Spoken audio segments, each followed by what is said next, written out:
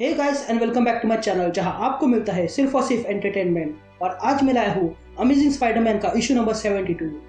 दोस्तों, आज का इशू हमारे सिनिस्टर 6 के इशू नंबर 3 के बाद शुरू हो जाता है, जिसमें आपने देखा था कि मिस्टीरियो ने छल से स्पाइडरमैन पर अटैक किया था, लेकिन स्पाइडरमैन वहां से बच गया। लेकिन सिनिस्टर 6 ने उस पर अटैक किया और वे लोग स्पाइडर को मारने वाले ही थे कि तभी सेवेज 6 बीच में आ जाती है। लेकिन तभी सुपीरियर 4 बीच में आकर स्पाइडरमैन को वहां से भागने के लिए कहते हैं और स्पाइडरमैन भाग जाता है। लेकिन तभी उसे पता चलता है कि एक और टीम उसका स्वागत के लिए खड़ी थी, जो थी सीन ईटर की। तो वही मेरी जेन को किंड्रेड अपने साथ ले जाता है और यहाँ पर नॉर्मन ऑसबॉर्न यूरोप के एक स्टेट पर आ जाता है।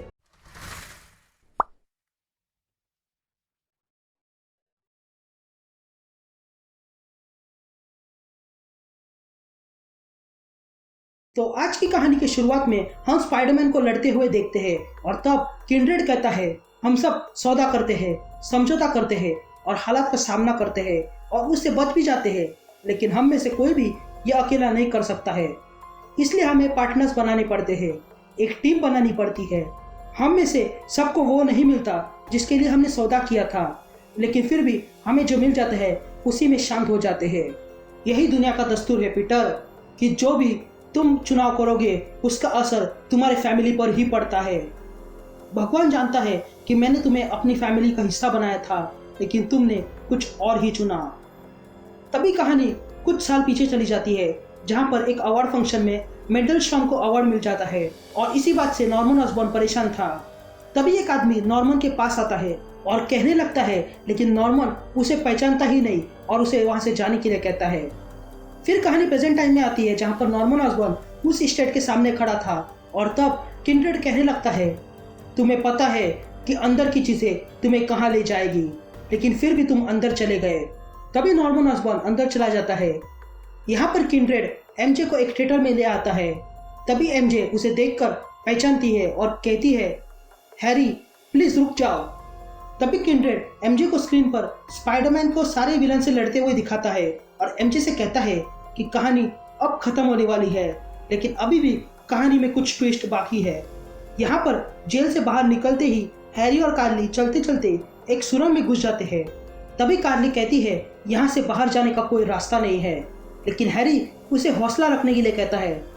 तभी हैरी एक दीवार में छेद देखता है और उस दीवार के पास जाता है और देखने लगता है और कहता है कि वहां पर कुछ है। इसलिए वे दोनों मिलकर उस दीवार में हुए छेद को बड़ा करने लगते हैं, लेकिन वो दीवार टूट जाती है। तभी वे दोनों देखते हैं कि दीवार के उस तरफ एक मॉर्ग था, जो कि एक्चुअल में कार्ली का ही मॉर्ग था, जहां पर वो कैद होने से पहले बॉडी की जांच कर रही थी। तभी हैरी वहां रखी लाश को देखता है और उसका चेहरा ढकने के कारण वो आगे बढ़ता है। कार्ली उसे रोकती है, लेकिन वो आगे जाकर कपड़ा हटाता है और उस लाश को देखता है। यहाँ नॉर्मन ऑसबॉर्न अंदर आकर एक वास की तरफ देखता है, लेकिन तभी उसे उसमें ग्रीन गॉब्लिन दिखाई देने लगता है, जो उससे बात करने लगता है। तभी ग्रीन गॉब्लिन नॉर्मन से कहता है कि वो हमेशा से उसके साथ था।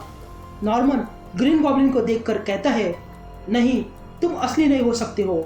लेकिन ग्रीन गॉब्लिन कहता है, ओ, पर मुझे तुमने ही बनाया है इन दीवारों के पीछे। ये कहते ही वहां की दीवार खुलने लगती है और नॉर्मन उसके अंदर चला जाता है। नॉर्मन अंदर जाके देखता है कि अंदर एक बहुत बड़ी लैब थी, जिसे देखकर नॉर्मन कहता है, नहीं, ये मेरी लैब नहीं है। तभी उसे दो बड़े ट्यूब्स दिखाई देने लगते हैं, जिसे देखकर नॉर्मन कहता है, ये ट्यूब्स मैं जानता हूँ, पर ये मेरे नहीं है। लेकिन तभी कोई नॉर्मन से कहता है, नहीं, लेकिन ये मेरे हैं और मैं सब कुछ जानता हूँ। और तब हमें दिखाई देता है कि ये हैरी बोल रहा था, लेकिन रिकॉर्डेड वीडियो था। तभी नॉर्मन याद करता है कि जब हैरी छोटा था तब उसे वो मेले में ले गया था, लेकिन तभी नॉर्मन को वहां पर वही आदमी मिला था जो अवार्ड फंक्शन में उसे मिला था, जिसे देखकर नॉर्मन उससे कहता है, तुम वापस आ गए, मैंने कहा था ना तुमसे मुझे कोई डील नहीं करनी है। लेकिन तभी वो आदमी कहता है कि नॉर्मन को उसके साथ काम करना होगा। तभी आगे हैरी कहने लगता है, तुम खुद को देखो, तुम्हें लगता है कि तुम बदल चुके हो, लेकिन नहीं, तुम याद करो कि तुमने क्या पाप किए हैं। तभी नॉर्मन कहता है, मैं कुछ समझा नहीं। तभी नॉर्मन वहां का एक कमरा खोलता है और हैरी को सोया हुआ देखता है। फिर नॉर्मन दूसरे कमरे में जाता है, जहां पर उसे वही आदमी वापस मिलता है, जो कोई और नहीं बल्कि मेफिस्टो था। तभी मेफिस्टो नॉर्मन से कहता है कि मैं जिस बात के लिए यहाँ आया हूँ वो बात करे। लेकिन तभी नॉर्मन सब कुछ उथल पुथल कर देता है और कहता है कि वो सब कुछ जानता है। ये सुनते ही मेफिस्टो उसके पास आता है। तभी नॉर्मन मेफिस्टो से पूछने लगता है कि अब आगे क्या होगा, जिस पर मेफिस्टो कहता है कि पहले कुछ तो नहीं होगा, लेकिन जैसे जैसे लाइफ आगे बढ़ेगी तुम्हें याद भी नहीं रहेगा कि हमारी कभी बात हुई थी, लेकिन चीज़ें बदलने लगेगी और तुम्हारी तकदीर तुम्हारा साथ देगी और तुम्हें वो सब कुछ मिल जाएगा जो तुम्हें चाहिए। तुम वाकई में मेरे लिए एक अच्छा सौदा हो, लेकिन अब तुम बर्बाद होने वाले ही हो, तो क्यों ना ये सौदा करे। लेकिन इस सौदे के बदले मुझे तुम्हारा पहला जन्मा हुआ बच्चा चाहिए। तभी नॉर्मन देखता है कि वो वही लैब में खड़ा था। तभी हैरी कहता है कि डील पूरी हो चुकी है और अब तुम्हें वो लौटाना होगा। बेसिकली यहाँ पर क्या हो रहा है मैं आपको समझा देता हूँ।